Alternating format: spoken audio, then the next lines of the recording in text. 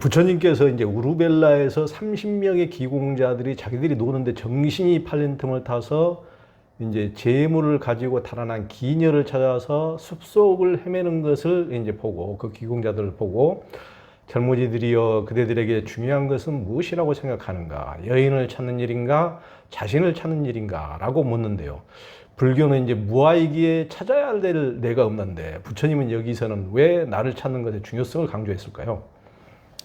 여기에 이제 무아라는 말의 의미에 우리가 또 그 깊은 뜻을 모르니까 이런 또 딜레마에 빠집니다. 무아라는 것은 나 없다는 이야기가 아니에요. 여기에 나는 이 아나트만이야. 이 아트만이 없다는 뜻인데, 그것도 아트만이 없다는 것이 아니라 거기에는 아트만이 없다, 아트만이 아니다라는 뜻으로도 이제 의미로도 되고, 아트만 실체로서 내가 없다는 거예요. 그러면 지금 구름이 구름의 실상을 이제 우리가 구름 같은 존재라고 합시다. 구름이 지금 지가 어떤 건지도 모르고 하늘을 둥둥 떠다녀. 그런 거 보고 구름에게 너 자신을 제대로 좀 찾아봐라. 그러면 구름이 찾은 나는 어떤 날까요? 내가 없다는 걸, 구름은 없구나, 이걸 발견하게 될까요? 아니면 구름이 유지되는 것은 여러 가지 주변의 조건 때문에 나타나는 것이구나, 이걸 보게 될까요? 그렇죠, 후자죠. 네. 그렇죠. 그러니까 지금 우리는 우리 자신에 대해서 너무도 모르고 있는 거야. 내 자신의 실상을 몰라. 그래가지고 내 안에 내가 하나는 놈이 하나 살아고 있는 줄로 착각하고 있어. 심지어는 그걸 보고 주인공이라고도 부르고, 뭐 그놈을 찾아야 성불을 한다고도 말하고 하는 이런 지경이 있으니까. 그러니까 너 자신을 찾아라, 그 말은 무엇이냐면 너 자신이 여러 조건에 의해서, 그리고 결국은 죽어가고 있다는 사실을, 또 그 죽어가는 나의 구조가 왜 나타났는가 하는 것을 여실하게 보아라. 그러니까 사실은 부처님이 깨달은 연기법은 나 자신을 찾는 길이에요. 나 자신을 올바로, 나 자신의 참모습을 발견하는 거라고. 이게 구름의 참모습을 발견하는 거예요. 세상의 모든 것들은 참모습을 보는 게 참 나를 보는 것입니다. 그러니까 또 참나라 하니까 뭐 단어가 참나야. 그러지 구름의 참모습은 공성이 참모습이에요. 공성으로서 자기를 보는 거예요. 무아로서의 자기를 보는 거예요. 이런 의미를 좀 깊이 이해해야 되는데, 잘못하면 무아니까 나는 없다고 해놓고 또 나를 찾으라고 하니까 말이 안 되지 않습니까? 그래, 너 없이 살고 있는 너를 봐라, 그 말이지. 우리는 내가 있어갖고 사는 것 같지만. 그래서 내가 그 연기법, 무명을 설명할 때 사실은 이 책에 제일 중요한 게 부처님이 깨달은 연기법을 내가 번역을 한 내용이에요. 물론 뭐 모든 경에 무명을 연하여 행이 있고 이렇게 이제 되어 있는데, 그 말을 누가 알아듣겠어? 무명을 연하여 행이 있고 식이 있고 명색이 있고 12연기를 쭉 이야기하면 그 말이 무슨 말인 줄 알겠어요. 그 모르니까 그걸 가지고 삼세 양중인가설도 나오고 별의별 이론들이 다 나오잖아요. 그래서 나는 무명은 뭐냐? 나라고 할 만한 것이 없다는 사실을 알지 못하는 것이 무명이다. 우리가 나라고 붙잡고 있는 오온 가운데 어떤 것도 나라고 할 만한 것이 없다는 사실을 깨닫도록 하는 게 불교 수행이고 공부예요. 나라고 할 만한 것이 없다는 사실. 무아에 대한 진실을 모른다는 거지. 무아에 대한 진실을 발견하는 것이 참나를 보는 것이에요.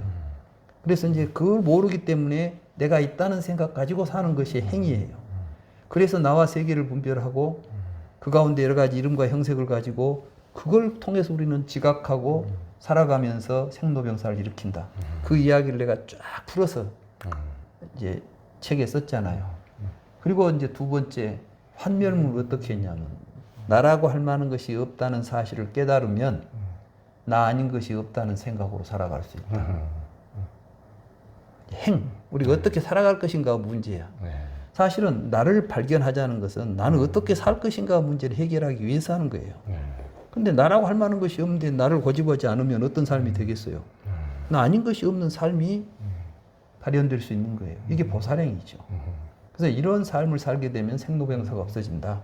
이런 식으로 해서 이제 쭉 그 경을 번역을 했기 때문에 아마 붓다 이 책에서 가장 중요한 내용은 붓다가 깨달은 연기법 내용일 거고 그 내용을 내가 아까 말한 대로 나라고 할 만한 것이 없다는 사실 그걸 통해서 이제 분별이 일어나고 어떻게 내가 있다는 생각이 나타나고 생로병사의 생각이 나타나는지 그 과정을 굉장히 쉽게 풀어서 설명을 이제 연기법을 번역했다. 이렇게 저는 보고 있습니다. 예.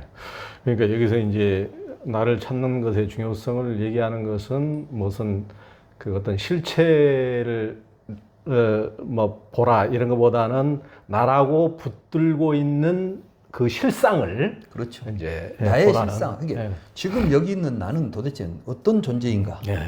이걸 정확하게 보고 살아야죠. 네. 그러면 한번 생각해 봅시다. 나는 숨 쉬어야 살죠. 먹어야 살죠. 보아야 살죠. 다른 사람 관계 속에 살잖아요. 나는 고립적으로는 존재할 수 없다는 사실을 아는 게 나를 찾는 거예요. 예. 그럴 때 이걸 진정으로 나를 제대로 찾아서 사는 사람이 환경 오용할 수 있겠어요? 밖으로부터 오는 것이 내 몸을 만들어내잖아. 내 몸을 바로 보고 있으면은 내 몸 아닌 것이 없는 거예요. 사실 그 이야기를 부처님이 사념처 수행을 설명하면서 해요. 네 가지 음식 이야기를 하면서. 음식이 쌓여서 몸이 된다. 내 몸이라는 것은 밖에 있는 음식이 와서 몸이 돼 있지. 나한테 본래 내 몸이 있고 내 정신이 있잖아요. 이 모든 것들은 관계 속에서 이루어지고 있고 그렇죠. 그 속에 네가 살고 있다는 너의 참모습을 찾는 것이 중요하지. 지금 너도 모르면서 뭐 딴 여자 쫓아다니면 되겠냐 이런 이야기를 합니다. 예, 그러니까 이제 존재 자체가 독불장군이 아니고 이렇게 이제 관계적인 건데 우리가 이제 부처님 태어났을 때 천상천하 유아 독존을 하면은 굉장히 어디 연기적이고 관계적인 것에 정반대로 인식하는데 그것을 좀 천상천하 유아 독존 그러면은 굉장히 독불장군식으로 딱 들리기에도 이제 그런 인식이 너무 강하거든요. 그것은 어떻게 그걸 받아들여야 됩니까? 그것도 이제 부처님이 한 말씀은 아니거든. 아하. 아니 세상에 어디 태어나자마자 소리 지른 놈이 어디가 있겠어? 없어. 그건 이제 아까 이야기했듯이 뒤에 가서 부처님을 이제 전기를 만들면서 부처님이 어떤 분인가를 이야기하려고 할 때 천상천하 유아 독존하고 주행 칠보했다 그러잖아. 두루 7걸음을 걸었대요. 그렇죠. 그 7걸음도 왜 7걸음이냐 이거야. 다 이게 이제 상징이에요, 상징. 다시 말해서 천상천하 유아 독존 이건 뭐냐면 나는 부처님이야말로 천상천하 유아 독존이라고 확신해요. 왜? 내가 공부를 해보니까 세상에 이런 깨달음을 얻은 분이 세상에 또 누가 있겠냐.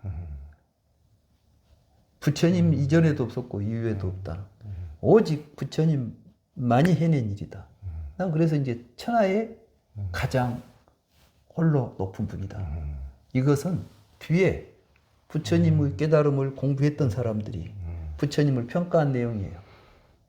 근데 이제 그걸 또 선가에서는 또 내가 또 뭐 그래가지고 또 이제 선가적으로 해석도 해. 말이라는 것은 해석하기 따름이야. 근데 아무튼 천상천하 유아 독존이라고 하는 표현은 부처님이야말로 가장 훌륭한 인간 중에 최고의 인간이라는 걸 이제 표현하는 것이고 그 말만 보면 안 돼요. 왜 훌륭하냐? 이 삼계의 계고 아당한 자리라. 삼계라는 건 이제 우리 생사가 벌어지고 있는 중생세계잖아요. 그러면 부처님은 왜 위대한 분이냐? 부처님이야말로 생사의 고통 속에 있는 중생들을 열반의 세계로 인도하신 분이니까. 그 이제 부처님이 어떤 분인가를 오늘 지금 태어난 이분이 어떤 분인가를 상징적으로 보여주는 것을 신화적으로 하면 태어나자마자 지천지지하고 하늘 위를 보고는 하늘 아래를 봐도 땅 아래를 봐도 나보다 훌륭한 존재가 없다.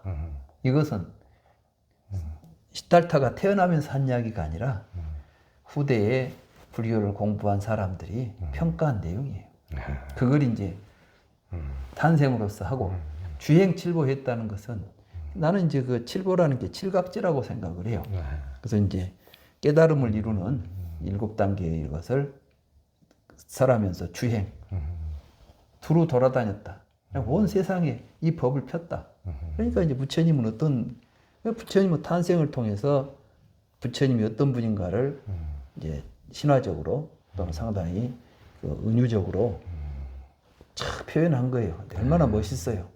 이게 아주 이거 문학적인 표현인 것이지.